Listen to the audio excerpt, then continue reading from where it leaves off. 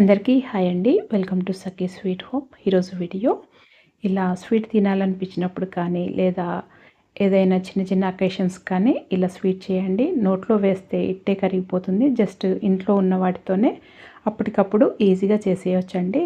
తప్పకుండా ట్రై చేయండి. ఈ కొలతలతో ఈ విధంగా ట్రై చేయండి. పర్ఫెక్ట్గా చాలా బాగొస్తుంది. ఇక్కడ నేను ఒక కడాయి తీసుకొని ఒక కప్పు కస్టర్డ్ పౌడర్ తీసుకున్నానండి. ఈ కస్టర్డ్ పౌడరు నేను ఇంట్లో చేసిందేనండి. కావాలంటే మన ఛానల్లో లింక్ ఇస్తాను, చెక్ చేయండి. దీంట్లో ఇప్పుడు 1.5 కప్పు చక్కెర వేసుకోవాలి. వేసుకున్న తర్వాత ఒక 3 కప్పుల నీళ్ళు వేసుకోవాలండి. మీరు కావాలంటే ఇంకా కొద్దిగా స్వీట్ ఎక్కువ కావాలి అనుకుంటే ఇంకొక పావు కప్పు చక్కెర ఎక్కువ వేసుకోవచ్చు. నేనైతే 1.5 కప్పే వేసాను. కరెక్ట్గా సరిపోయింది నాకైతే. ఒక 1 టీ స్పూను ఇలాచి పౌడర్ వేసుకోవాలి. వేసుకొని ముందుగా ఇవన్నింటిని ఉండలు లేకుండా ఇలా కలుపుకోవాలి.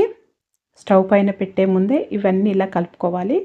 కలుపుకున్న తర్వాత అంతవరకు ఇలా కలుపుకున్న తర్వాత ఒకటి మనం దేంట్లో అయితే వేస్తామో స్వీటు దాంట్లో ఇలాంటిది ఒక టిఫిన్ బాక్స్ తీసుకొని దాంట్లో గీ ఇలా కొద్దిగా కింద అంతా అప్లై చేయాలి. చేసుకున్న తర్వాత దీంట్లో కొద్దిగా డ్రై ఫ్రూట్స్ ఇలా తురిమి వేస్తున్నట్టు వేస్తున్నానండి. మనం వేడిది వేయగానే చక్కగా దానికి పైన గార్నిషింగ్గా చాలా బాగుంటుంది.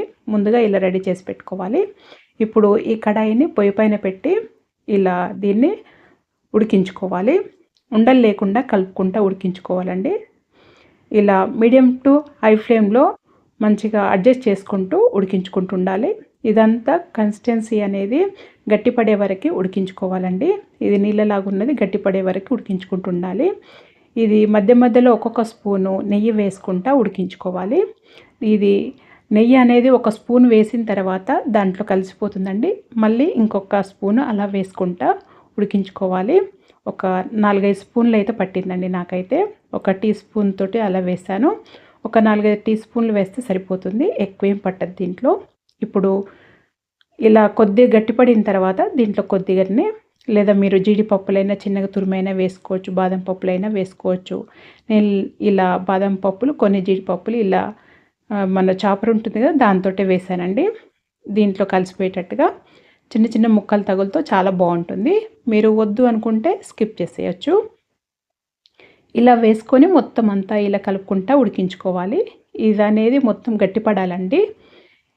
ఇలా మధ్య మధ్యలో ఖచ్చితంగా ఒక 4-5 టీ స్పూన్లు అయితే నెయ్యి వేసుకుంటా ఉడికించుకోండి. చూడండి కన్సిస్టెన్సీ అనేది ఈ పెనం మన ఈ కడాయికి అంటుకోకుండా గట్టిపడాలి.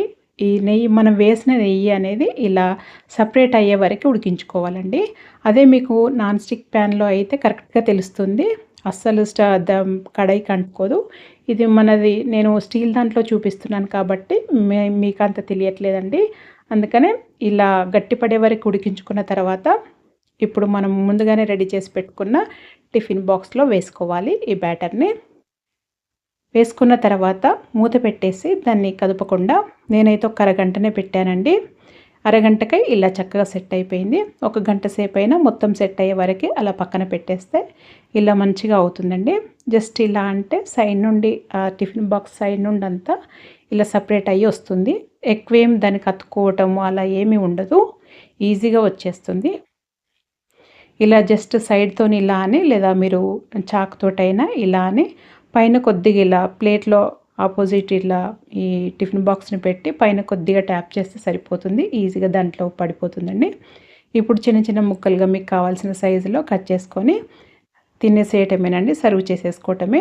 చాలా బాగుంటుంది. చాలా మెత్తగా గమ్మీగా చాలా బాగుంటుందండి. ఖచ్చితంగా ట్రై చేయండి. ఇంట్లో అందరు ఇష్టపడతారు. మరి మీరు కూడా ఒకసారి ఈ విధంగా ట్రై చేసి మీకు ఎలా వచ్చిందో నాకు తెలియచేయండి. మీకు కనుక వీడియో నచ్చినట్టయితే లైక్ చేయండి, షేర్ చేయండి, సబ్స్క్రైబ్ చేసుకోండి. Thank you for watching.